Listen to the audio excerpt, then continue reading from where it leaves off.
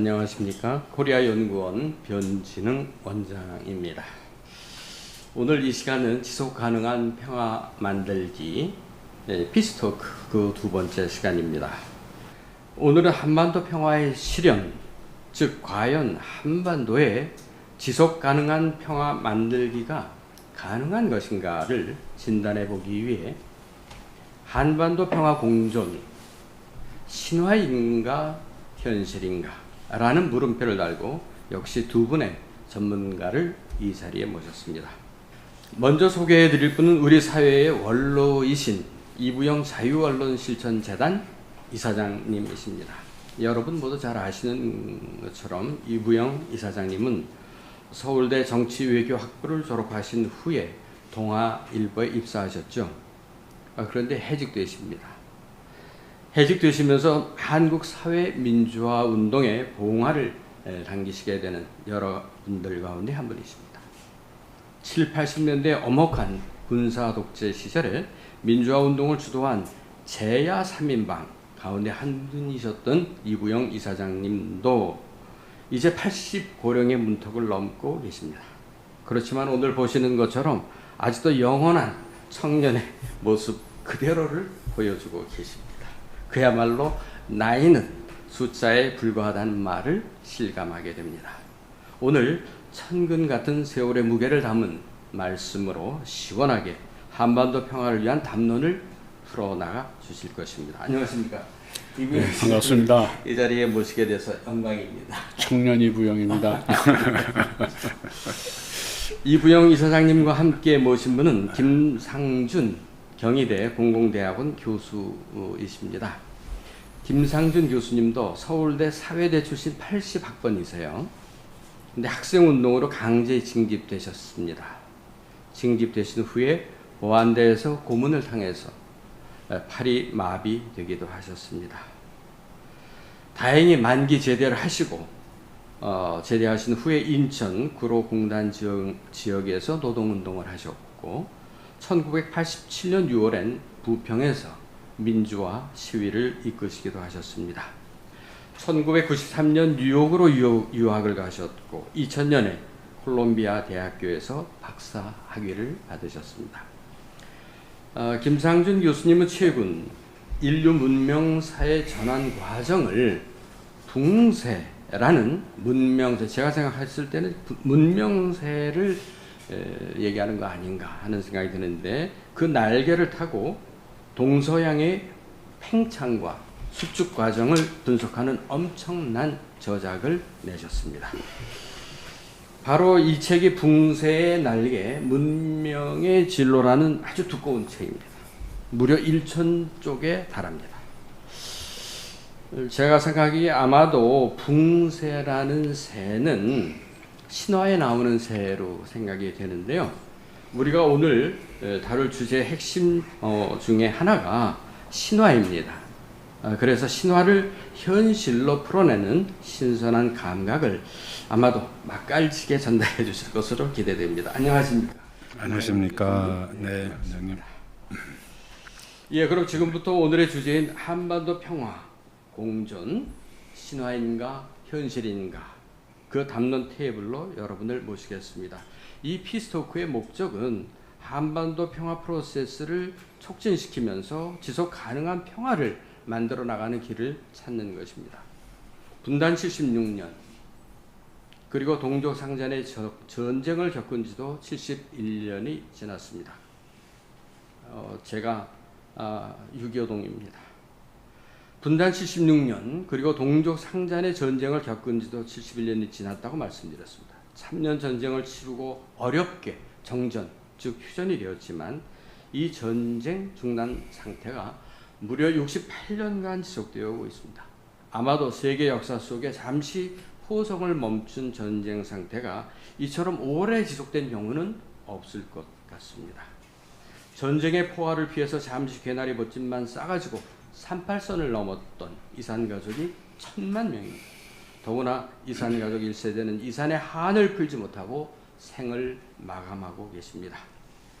한반도 평화 공존이 신화가 아닌 현실 세계에 안착한다면 마치 통일 전 동서독처럼 아무런 제약 없이 이산가족 방문 상봉도 가능하게 될 것입니다. 이를 꿈으로만 생각해야 하는 오늘의 이 모습이 과연 정상적인 것인가? 왜 우리는 한반도 평화와 남북의 평화 공존을 실현시키지 못하고 있는 것일까? 누구의 탓인가? 정치인 아니면 우리 국민? 물론 상대가 있는 것이기에 우리 홀로 풀 수 있는 것은 아닐 것입니다. 그러나 그 절반의 책임, 아니 그 이상의 책임이 우리에게 있는 것은 아닌지 바로 오늘 우리가 풀 숙제입니다. 우선 한국사회 민주화운동의 대부이신 이부영 자유언론실천재단 이사장님을 모시겠습니다. 이사장님, 코로나가 다시 기승을 부리고 폭염까지 우리를 괴롭히는데 이처럼 어려운 말걸음을 해주셔서 감사드립니다. 네. 어떻든 한마디로 압축을 한다면 7, 80년대 한국의 민주화운동, 그 고난의 역정도 결국은 한반도 평화 실현을 위한 것이 아니었는지 말씀을 여쭙겠습니다. 그렇게들 많이들 애썼는데 아직도 우리가 이렇게 제자리 걸음을 하고 있어서 부끄러운 생각도 있고 죄스러움도 있습니다. 제가 4살 되던 해 해방 분단이 됐으니까 너무 긴 세월이었습니다. 이렇게 긴 세월 동안 세계사적 범죄의 희생양이 된 이 한반도 운명을 이제는 우리 손으로 열어가야 되겠어요. 우리 김상준 교수께서도 그런 큰 꿈을 가지고 붕세의 날개, 문명의 진로라는 대저서를 내놓으셨습니다. 기대하고 축하합니다. 감사합니다. 사실 그 평화 통일이라고 하는 말을 썼다고 해서 죽산 선생님 같은 분은 또뭐 사형까지 사형을 당하셨죠. 당하시고 했는데 오히려 그런 그 보수 정치의 흐름의 마지막에 오히려 한민족 공동체 통일 방안이 그래서 국가연합이라고 하는 것은 일반 국민들이 생각할 때는 도저히 상상도 못하던 그 부분을 입법 과정을 통해서 이렇게 가시화했다고 하는 것은 정말 대단한 일이었던 것 같습니다. 좀 너무 본론으로 갑자기 돌진하는 것이 아닌가 하는 감도 없지 않습니다만은 김상준 교수님께 질문을 드리겠습니다. 어차피 우리가 이 문제를 안 건드릴 수가 없어가지고 지금 미리 말씀을 드리는데 문명사적으로 볼 때 핵무기의 등장을 어떻게 보십니까? 왜? 한반도 평화 담론을 우리가 하다 보면은 결국 이런 질문과 부딪힙니다. 북핵 문제인데 우리 국민들 사이에서는 북한의 핵을 인정하면서 북한과 평화 공존이 가능할 것인가? 이건 굉장히 심각한 의문을 야기하는 부분입니다. 한반도 평화 공존이라는 측면에서 우리 국민들이 우려하고 있는 이 함수 관계, 이거를 푸는 열쇠 어떻게 찾을 수 있는지. 현재의 북핵이 존재한다고 상정하고, 그리고 이제 추후에 이제 남북의 이제 평화 공존이라는 게 같이 갈 수 있느냐, 둘 간의 관계가 어떤 함수 관계냐 이런 말씀이시죠. 그렇죠. 그 아무래도 이 이사장님께 그 여쭙던 그 한민족 공동체 통일 방안하고 좀 연결이 있을 것 같습니다. 그 사실 그때가 이제 냉전이 종식된 그 직후고, 또 노태 정부에서 했습니다마는 당시에 DJ, YS 모두 다 동의한 그런 통일 합의했던 통일 방안으로 그렇죠. 알고 있습니다. 그래서 여야가 모두 동의했고, 그 위에서 바로 이제 1991년에 남북 기본 합의서가, 그러니까 남북 간에도 합의가 이루어졌지 않습니까? 그렇죠. 그리고 비핵화 공동선언도 그렇죠. 예, 연말에요. 그러니까 그런 놀라운 일이 사실은 1991년에 1989년부터 시작해가지고 이어졌었고요.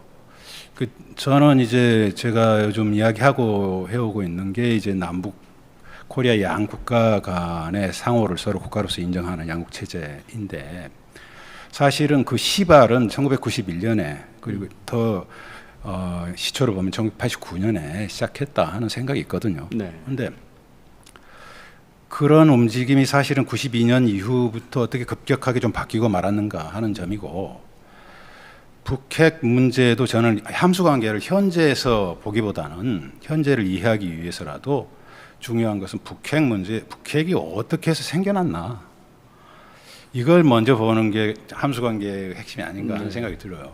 그러니까 결국은 이제 그 푸는 해법은 그러한 공식을 완성시켰을 때 네. 가능하다 하는 네. 말씀이시고요. 사실 이부영 이사장님 결국 북핵 문제는 해결돼야 될 문제인데 그 과정이 간단치 않지 않습니까? 여태까지 보면은 예. 결국 북미 간에 해결되어야 되는 것이고요. 그런데 바이든 정부의 모습을 보면은 국내 사정이 굉장히 복잡하고 트럼프 행정부의 뒤처리하기도 힘들고 이런 모습이어서 북미 간의 비핵화 협상이 언제 시작될지 상당히 불투명해 보이는데 언제쯤 북미 간 협상 테이블이 마련될 것으로 기대하십니까? 저는 현재로서는 언제쯤 북한과 미국 사이에 핵협상 테이블이 마련될지 네. 저도 종잡을 수가 없어요. 아마 미국도 그렇고 한국 안에 다른 전문가들도 비슷한 생각을 할 겁니다. 네. 어찌 보면 이것은 북한 쪽의 선택, 시기 선택에 달려 있을 수밖에 없다고 봐요. 그런데 이 트럼프 대통령 시절과는 달리 이제는 톱다운이 아니고 실무 협상서부터 시작하겠다고 바이든 정부가 원칙을 지금 세워놨잖아요. 네. 뭐 그 협상 대표까지 지명했다고 빨리 북한으로 나오라고 그러잖아요. 근데 북측 입장에서는 트럼프 정권 당시에 정상회담을 하면서도 계속 제재를 높여가는 거예요. 협상을 하면서도. 그러니까 바이든하고 다시 바이든 쪽하고 협상을 해도 실무협상 대표 수준에서 협상이 이루어진다고 해도 미국이 북한에 대한 제재 조치를 완화하거나 풀 아무런 그 보장을 지금 못 받고 한단 말이에요. 그러니까 해봐야 또 똑같은 일이 아니냐. 네. 그래서 김여정이나 김선권, 이선권이죠. 네, 외무상 이런 사람들 입에서 우리가 응할 수가 없다. 뭘 바라고 하냐. 김상진 교수님이 북한도 좀 변화하고 있다는 말씀을 하셨지만은 며칠 전에 7월 13일이죠. 오늘이 16일이니까 3일 전인데 새벽에 네. 북한이 이제 유엔에서 경제사회 이사회 HLPF에서 네. SDG에 관한 네. 그 국가 자율 보고를 했습니다. 네. 그때 자율 보고를 한 사람이 북한의 주 유엔 대사, 네. 북한 대사인데 김성이에요. 네. 이 김성이 김용순 비서의 아들입니다. 아, 그렇습니까? 네. 근데 재미있는 게 네. 지금 그 미국이 북한과 대화하라고 내놓은 그 테이블의 주인공이 성김환입니까? 네, 네. 김성이 네? 그러니까요. 그러니까 우리는 보통 성김 그러니까 네. 김성이죠. 이름이 네. 똑같은 거예요, 사실은. 이미 하나가 된 거예요. 벌써 타협할 사람들 수준에서 보면은 뭐 하여간 그 말씀은 좀 접고 좀 다른 방향에서 제가 김상준 교수님께 좀 질문을 드리고 싶은데요. 우리가 쭉 말씀을 나눈 대로 한반도는 20세기 냉전 대리전을 이미 치렀습니다. 또 앞으로 그 이상의 대리전을 또 치르게 될지 모를 운명의 현장이기도 합니다. 그런데 이제 이 공산주의 체제라고 하는 전체주의와 결합이 되면서 인간의 얼굴을 한 야만으로 변모를 했습니다.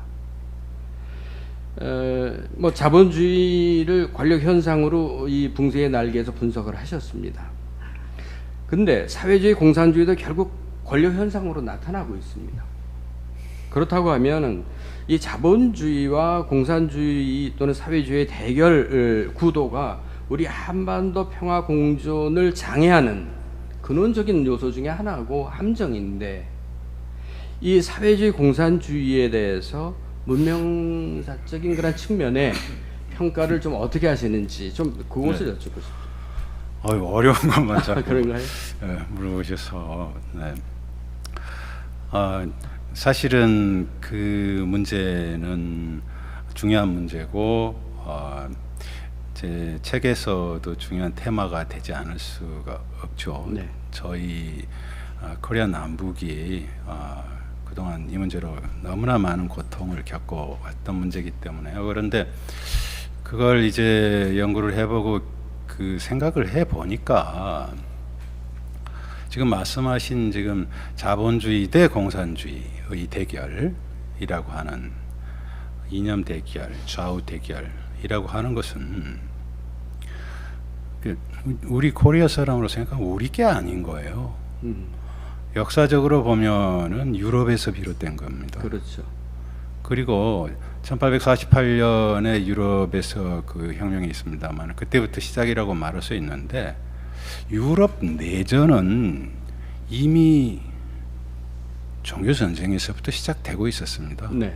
그것이 세계로 확산되어 왔던 과정인데 그것은 마지막 형태가 이제 2차 대전 이후에 미소 간의 소위 공산주의 대 자본주의 또는 자유민주주의라고 했죠. 이름을. 이렇게 이야기를 붙여왔는데 어쨌거나 그게 우리가 말씀대로 대리전을 했던 거지만은 우리하고는 별 상관없는 거였단 말이죠. 근데 어쨌거나 그게 끝났습니다. 근데 지금도 네. 그 질곡에 저희가 묶여 있잖아요. 그래서 말이죠. 네. 끝이 났는데 이 끝은 유럽에서 500년 전부터 시작했던 종교 내전에서부터 시작해서 세계로 확산됐던 1차, 2차, 3단계로 진행됐던 그건 이제 제가 네. 책에서 한 이야기를 더 네. 길게 말씀을 안 드리겠습니다만은 이게 종료가 됐고 그것이 종료가 됐던 그 종료라고 이야기할 수 있는 원인들은 대단히 많습니다. 많은데 그런 그 포맷은 지나간 포맷이고 그렇죠. 우리 사회의 현실에서도 네. 그것이 문제될 게 하나도 네. 없는데 어떤 언론 현상이나 이런 쪽에서 또는 정치적인 그 필요에 의해서 그것을 만드는 거죠. 자꾸 다시 동호 반복을 할 뿐인데 네. 네. 우리 국민들이 거기에 현혹돼서는 안 되는 네. 그럼에도 불구하고 영향력은 발휘하는 것 같이 보이는 네. 일종의 좀비 현상 같은 그런 것으로 예, 잘 알겠습니다. 우리 이사장님 그 사실 한국 민주화 운동의 결실이 분명하지만 지금 말씀드렸던 그러한 그 우리 사회의 이념적인 대결 양상 이것은 아직도 해소되지 않고 있습니다. 오히려 남남 갈등은 더 심화되는 측면도 있고요. 특히 정치적인 변동이 요동칠 때마다 남남 갈등은 더 부채질하고 있습니다. 오랜 기간 동안 60-70년 동안 계속 평화가 이어지니까 또 관성에 의해서 그냥 평화로운데 뭔 딴소리들이냐 오히려 그것을 깨려고 하는 어떤 당신네들의 이념적인 색깔이 문제다. 그래서 남북관계에 뭐 조금 좀 대화 무드가 조성이 되면은 다시 또 그것을 걸고 나오는 그런 경우들이 생기고 그러는데 하여간 이 진정한 한반도 평화 프로세스라고 하는 그릇에 담으려면 이제 결국은 어떻게 해야 될 것인가 하는 것을 오늘 전체 논의를 결론 삼아서 좀 이렇게 정리해서 말씀을 해주시는데 우선 김상준 교수님이 좀 못하신 말씀까지 좀 담아서 네. 한번 말씀해 주십시오. 그 가능한 짧게 하겠습니다. 뭐 괜찮습니다. 네. 조금 좀 시간.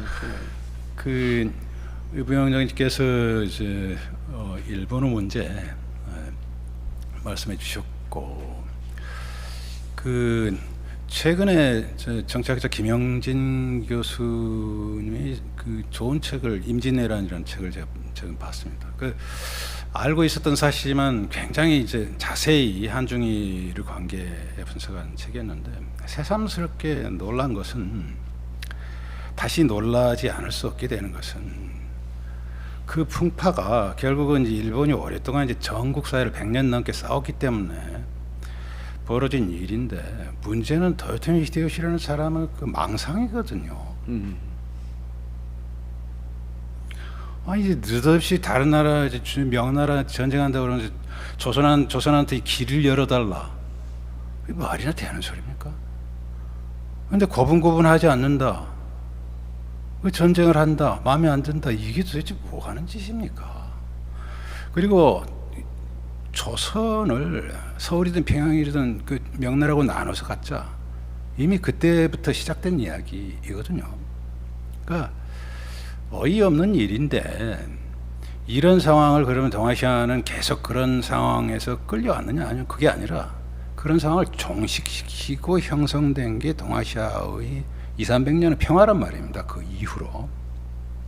그러니까 한중일 간에 이제 청나라가 들어선 이후에는 이 삼국 간의 평화를 잘 유지해 왔고, 저는 일본을 볼 때 아베와 같은 사람들은 사실은 도요토미히데시 그런 비슷한 사람이고 메이지 유신이 만들어낸 사람이지만은 사실은 일본에서 200년 동안의 집권 세력은 그런 사람들이 아니거든요.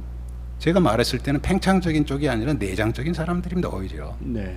덕화 막부라고 하는 사람들은 조선 침략 반대했지 않습니까? 내치 집중한 사람들입니다. 그래서 일본 안에서 그런 흐름이 분명히 존재한다는 것을 우리가 알고 그런 힘들을 북돋아야 되고, 그 지혜롭게 힘을 모으는 것은 우리 원로께서 그동안의 경험을 쭉 하니까 이게 지혜로운 길인데 잘 안 되더라. 그러나 지금 상황에서 이것만은 꼭 해야 되겠다는 말씀이 좀 변론 삼아 필요할 것 같습니다.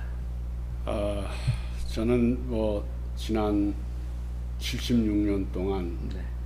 뭐 분단도 됐고 전쟁도 했고 또 전쟁이 그 평화로 끝나지 않고 휴전이 된 속에서 네.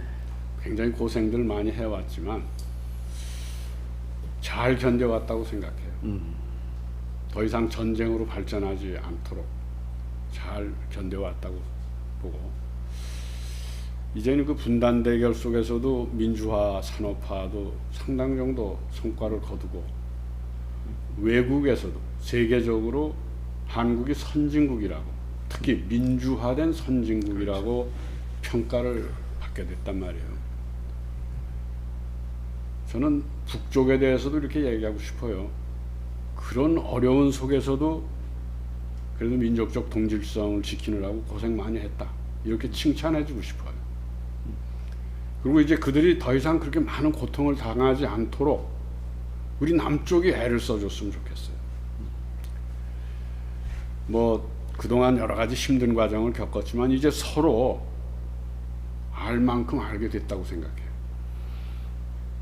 남들이 아무리 우리더러 싸우라고 이렇게 부채질하고 뭐 해도 이제는 그렇게 속아 넘어가지 않고 웃어넘길 만큼 여유도 생겼다고 생각해요.